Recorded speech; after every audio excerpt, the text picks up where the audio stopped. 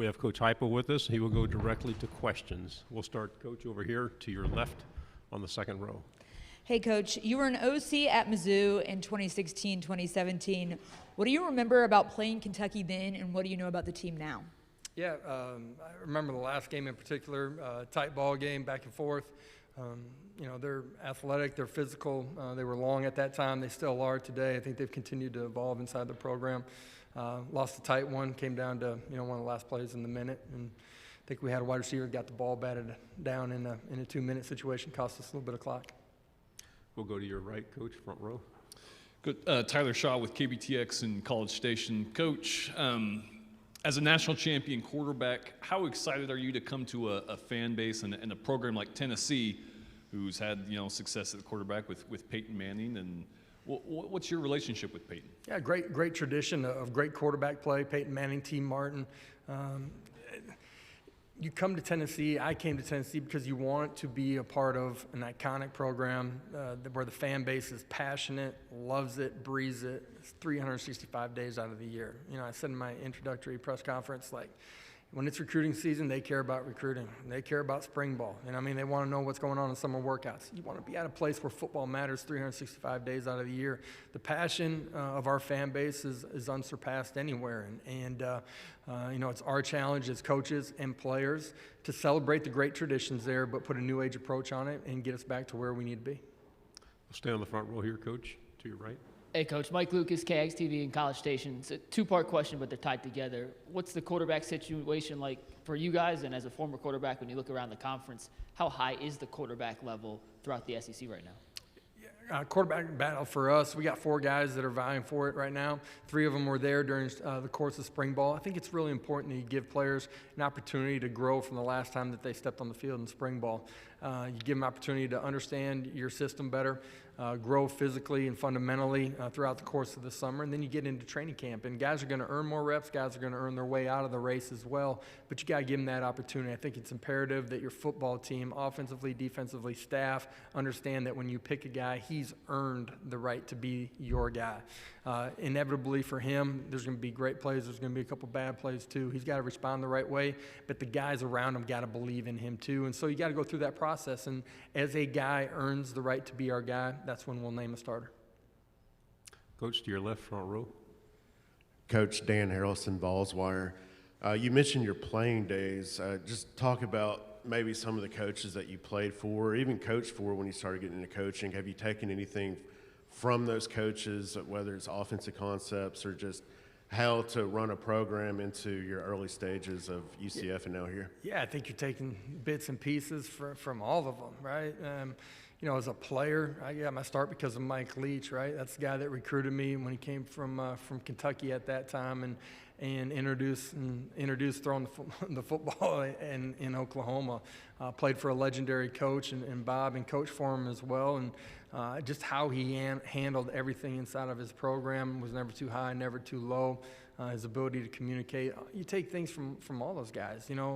Matt Wells when I was with him, Barry Odom at Missouri. A guy that I still talk to quite a bit is Brent Venables, and just as a player watching him, how he communicated, how he handled his players, the effort that he put into it, the detail, and then being around him as an assistant coach at the same time as him. Coach, to your right, second row. Hi, Coach. Angela Moria, News 12 in Chattanooga. You keep mentioning New Age philosophy. What is New Age to you? How do you define it? New Age, different in the way that we play offensive football, different in the tempo that we play, different in the way that we approach every single day, how we lift, how we train, different in the way that we communicate and interact with our players, different in the way that we celebrate our time away from the game together. And to me, I think that's really important. You got to it's about the player experience, right? And just having been a player, right? I've hoisted a national championship trophy. It's important. It was awesome. It's memorable, right? But that's not the only piece of it. That player experience is important. So giving them some of the ownership and the things that matter, and that might be different uniform combinations, whatever it might be, letting them have a great experience. Coach, to your left, front row. Coach Jake Nichols with Sports Illustrated Volunteer Country. Can you speak a little bit on that player experience, on the relationships that have been created so far? You talk about creating that family and making sure that that's done. Bayless and Alante both mentioned that you're around a lot, that you're really with your guys, and that they've really seen those bonds formed so far in and outside of the locker room. What's that been like to watch? I think you're constantly growing in that way. That's never a final product. You never get to an end result. It's something that you got to do every single day. And I think it's, one of the things I've learned is that every interaction has such a ripple effect to it. And you got to be very mindful of every interaction that you have and never speak out of emotion, right? Always speak from passion, but never emotion. And, as I got there and our staff got to Knoxville, it was one of the things that they felt like was missing, but it's got to be a foundational piece of who we are, not just for the 7 months leading up to kickoff, but who we are every day from here on this point forward. And those are relationships that matter to me as a player. I want to be that and have those relationships as a coach as well. I look at my dad's experiences, long-time Division II head coach, and the relationships that he's formed and maintained and the impact that you have on lives.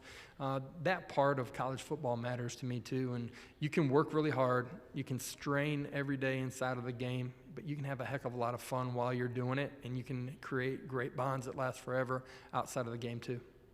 Coach, to your right, front row.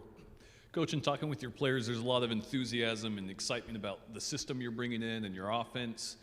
In year one, what's your focus on getting this program back on track and, to build towards this kind of success you had at UCF? Yeah, I think you can't get caught up in the long-term goal, right, of, a certain amount of wins or a certain amount of productivity. You got to focus on what you can control, and your controllable is today. It's one of the things we've been talking and stressing to our football team. The tempo and the pace that we want to play with, right? We want that on offense, but we want that same aggressive mentality on the defensive side of it. And talking to our players, that's one of the things that they struggled with previously, and we want those guys to play with their hair on fire, cut it loose, let it rip on game day, not be afraid of making a mistake. And that's what we've tried to implement while creating a competitive environment inside of our building every day, but one in which our players feel free to go let it rip. Coach, to your left on the fourth row. Eric Kane, thesportsanimal.VolQuest.com. You mentioned your dad coached Division II, longtime Division II head coach. Where did he coach? Northern State University, Aberdeen, South Dakota. He was a defensive coordinator. I grew up on the other side of the ball and sitting in linebacker and DB meetings. Good deal. Well, my question is, Joey Halsey mentioned back in the spring that when you evaluate a quarterback, you're looking for mentals up here, and then accuracy, and then mobility. That's kind of the checklist. Would you have anything else to add to that when you're kind of evaluating and deciphering which quarterback is best for your offense? Man, there's 1,000 other things that go into it, right? The guys that play at the highest level. But I think ultimately they got to be a great competitor, right? Like that's got to be their driving force every day. Having an extreme competitive nature. It drives them when you're not around them. And that's got to be transcended throughout your entire football team too. And your championship teams, it comes from the guys and the accountability and the standards inside of the locker room. Your quarterback's got to be a huge piece of that. Coach, far right, third row. Chase McCabe, ESPN 102.5 The Game in Nashville. Coach, with NIL and with the more open transfer portal, that line between collegiate sports and professional is becoming more and more blurred. How important is it to allow opportunities to continue to evolve, but also keep what makes college sports special intact? Man, one, you don't want to lose what's special about college sports, which is a growing experience for young men, 18 to 22, 23 years old. Transform, prepare them for life, while giving them every tool to go chase their dreams inside of the game, right? Like it's one of the most special times in your life, having gone through it as a player.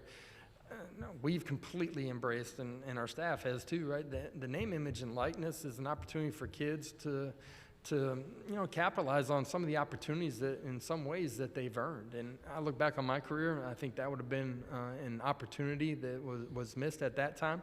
But I think it changes the landscape and the scope of how your kids think when they walk onto your campus too.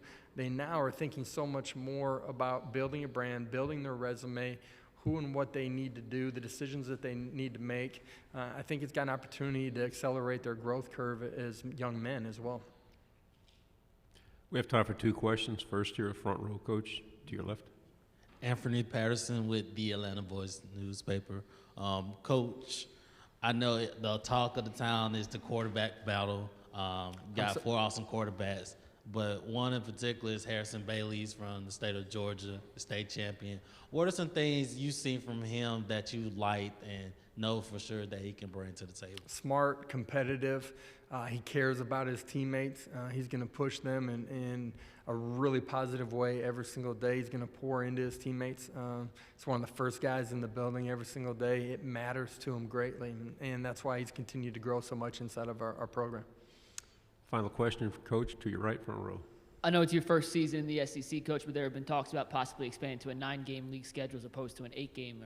Would you be in favor of adding that extra league game, or do you like it where it's at with 8 games at the moment? Man, I have absolutely no thoughts. I haven't thought about that at all at this point. I'm trying to control our own controllables in Knoxville right now.